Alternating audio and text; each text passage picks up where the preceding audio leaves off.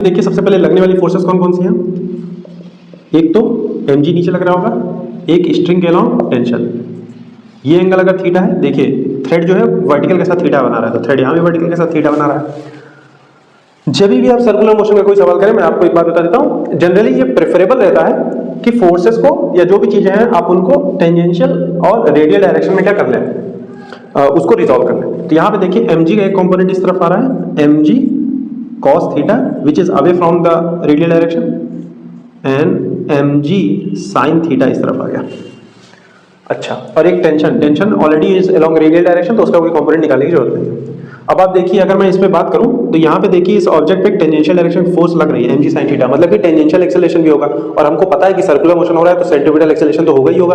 तो साफ साफ पता चल रहा है कि सेंट्रीपिटल एक्सेलरेशन और टेंजेंशियल एक्सेलरेशन दोनों है, इसका मतलब नॉन यूनिफॉर्म सर्कुलर मोशन होने वाला है। और जो नेट एक्सेलरेशन निकलेगा that would be vector sum of centripetal acceleration and tangential acceleration. तो ये तो बात, ये आप इस तरीके से आपको एनालाइज करना है। अच्छा ठीक है, अभी कोई दिक्कत नहीं है। टेंजेंशियल डायरेक्शन में फोर्स जो लग रही है, force along tangential direction is mg sin theta. इसको मैं लिख सकता हूँ मास इनटू टेंजेंशियल एक्सेलरेशन, तो यहाँ से टेंजेंशियल एक्सेलरेशन आ गया g sin थीटा। एक काम तो कंप्लीट। दूसरा एक्सेलरेशन कैसे निकाला जाए भाई? दूसरा एक्सेलरेशन निकालने के लिए रेडियल डायरेक्शन में F net equal to ma लगाएंगे।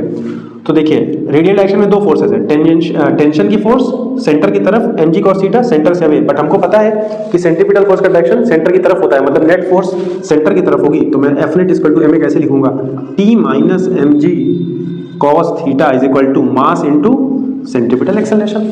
बिल्कुल simple, F net equal to ma लिखा है मैंने।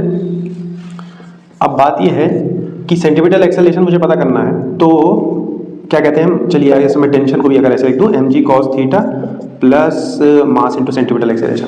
तो जब तक सेंट्रीपिटल एक्सेलरेशन पता नहीं चलेगा तब तक टेंशन नहीं पता चलेगी, टेंशन नहीं पता सेंट्रीपिटल एक्सेलरेशन पता नहीं चलेगा। बेसिकली मुझे कोई ना कोई एक और इक्वेशन पता करनी पड़ेगी, और उसके लिए मैं यूज करूंगा, चाहे आप वर्क एनर्जी थ्योरम लगा लीजिए, चाहे आप मैकेनिकल एनर्जी कंजर्वेशन लगा लीजिए।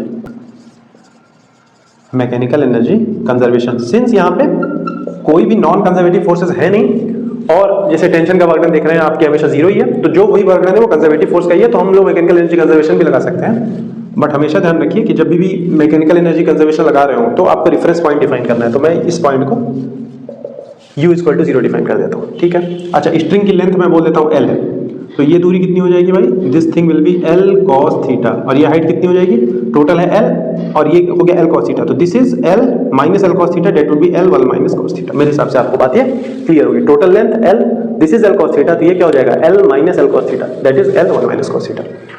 ठीक है, तो शुरुआत में देखिए, शुरुआत में इसको रिलीज किया गया, मतलब इनिशियल वेलोसिटी 0 है।